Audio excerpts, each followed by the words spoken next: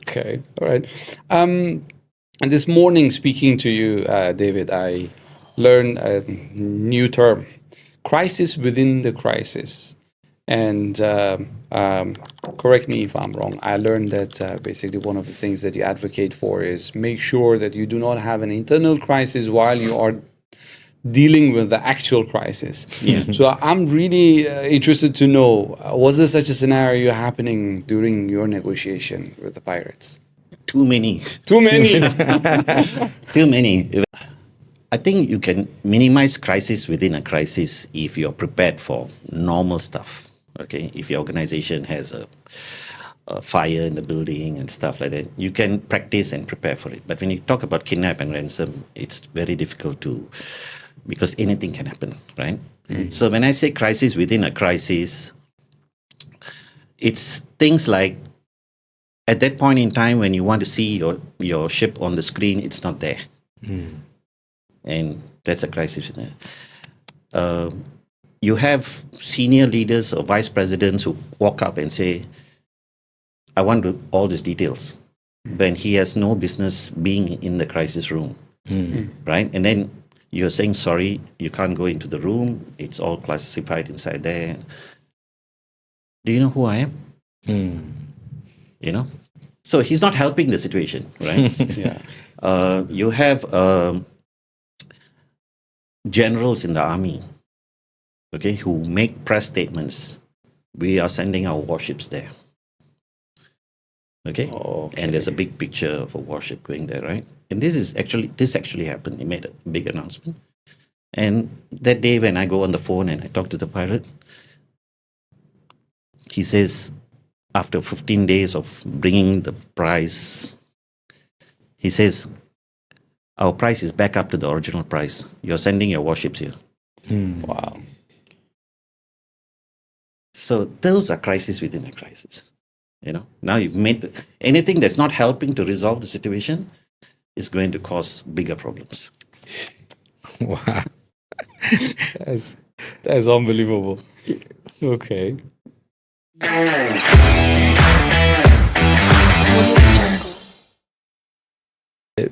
As you brought this up, when you are dealing, you could be to a certain level prepared for small fire.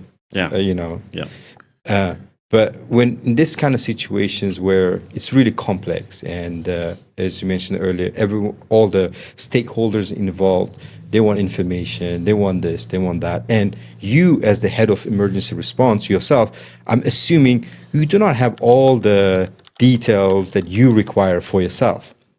But during this kind of a, in a way, complex situations where we don't even have the necessary information for you to make the decisions, how do you actually make the right calls? Information is very, very important.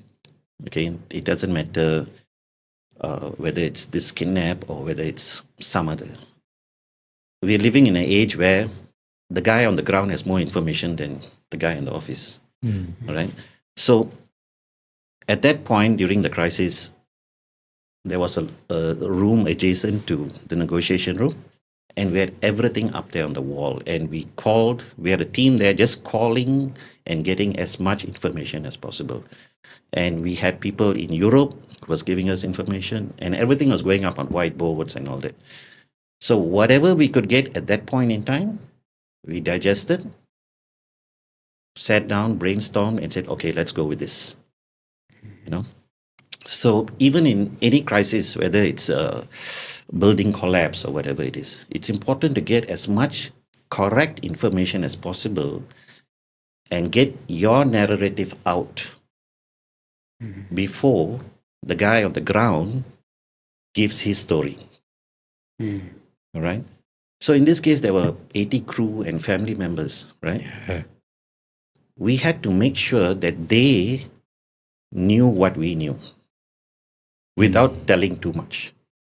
So we actually brought the families together and we gave them a briefing.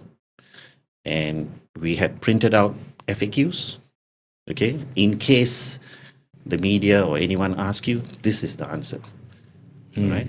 And we were transparent with them all the time. So We brought them into the office like 3-4 times in a big hall. We let them ask the questions, Wow. and we give them the answers. Of course, we won't tell them where the special forces are based or whatever it is that was going on. To that level. Things that they needed to know, we to tell them. Their families are okay on board. They're getting food. Where are they sleeping? Stuff like that. Wow. Incredible. David, many leaders, despite being leaders, despite being, holding like extensive experience and so on, such kind of cases come up and they will freeze. How did you make sure that you could stay calm, composed, focused, and yet authoritative to manage the whole situation for those 43 days? If you don't drill, if you're not a crisis manager and you don't drill and practice scenarios, when a crisis happens, it's going to hit you really, really hard. You will not know where to go, what to do, what buttons to push, who to call. All right. It gives you a sense of confidence that you have been through many crises, emergencies. So that gives you a starting point, a good starting point. Okay. It gives you a level of confidence knowing that you have a team that's supporting you, who know what to do. Okay. So leaders in the industries nowadays, no matter what industry, they need to pay attention to the fact that a crisis can destroy their organization. Very true. A crisis can damage reputations. Yes. People can lose their jobs. People can lose their lives, right? How important is that? You spend so much of time building up your brand, your revenue, and it just takes one crisis to destroy that. Okay? So, but they don't pay attention to crisis management. They don't pay attention to risk management.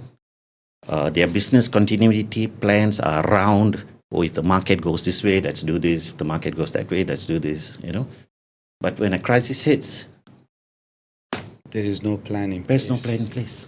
That's and they where panic. you come in. Yeah, and they panic.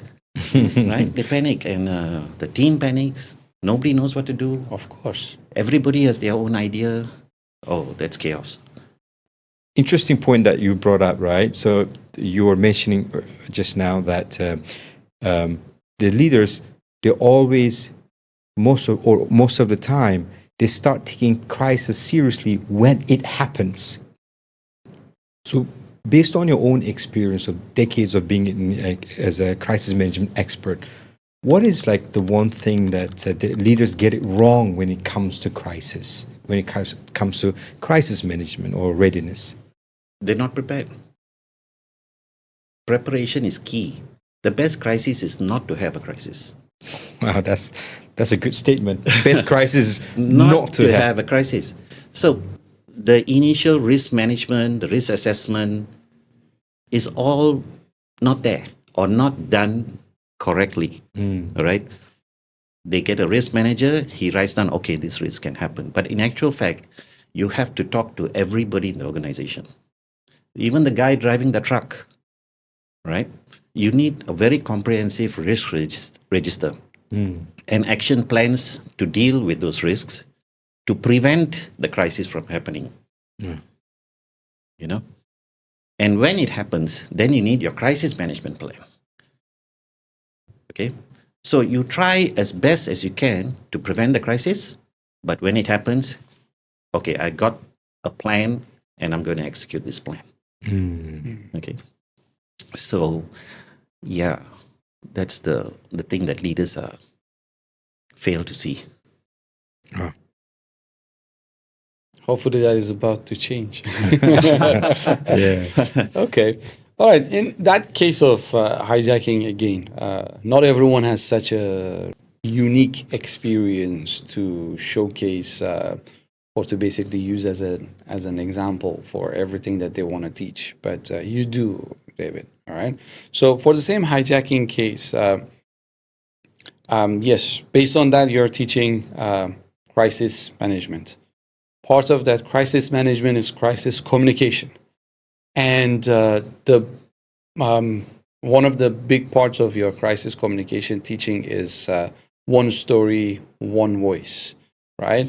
So, why is crisis communication so crucial, and how does it help avoiding everyone from panicking and going all over the place? Yeah. So the hijacking case, in my opinion, was handled so well that it brought about a positive outcome for the organization. Okay. And part of it is crisis communication, which was done very, very well. Okay.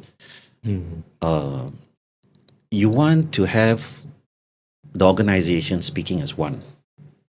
You want to be honest and truthful about what's happening.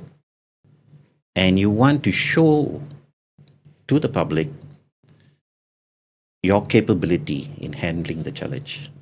And the public starts to gain confidence that yes, it's being handled well. You know, but if you keep quiet, then they start to have all sorts of narratives in their head. Okay, Theories, that it's going yeah. south. You know, the management is useless. Change the management. Change the leader. Change this. Change that. You know, people are very critical about this kind of things. So it's very important to put out messages all the time, issue statements all the time.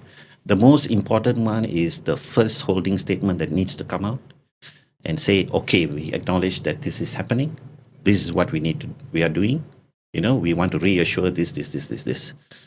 All right? Before it breaks from some other source. Before it breaks from source. So you have to issue this within minutes. And that's when in crisis communication, you need to have templates for various scenarios ready. Right? It happens tomorrow, building collapses.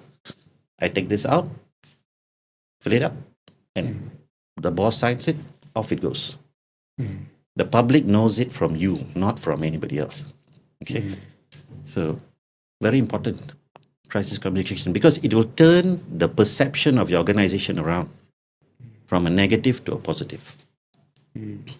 Would you be able to give us an example of how it went with that hijacking case? So, with the hijacking case, our head of corporate comms was there. She was in the room during all our briefings, right? The room that was managing the families would give her an update on the crew on board and how the families are being managed. The logistics team will give an update on the weather, you know, whatever not. So she takes down all this and she digests and comes out with a communique for that day and sends it out. Also, hotlines for people to call in. All right. And we had to do this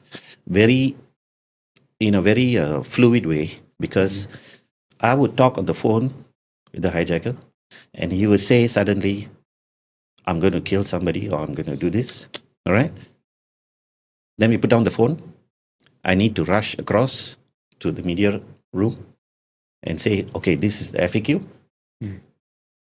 Hijacker will take one of the crew, go to the telephone, call your family, tell your father that you're going to die today.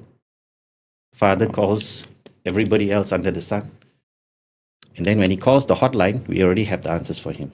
Don't worry, everything's okay. You know? Wow. So to that level of detail, I have to get up from here and go there because the call will come immediately. Wow. He might call, parents, families, they call, right? They wanted to march all the way to the Parliament House, right?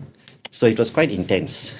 And if our communications team is not on the ball, you would start to lose it.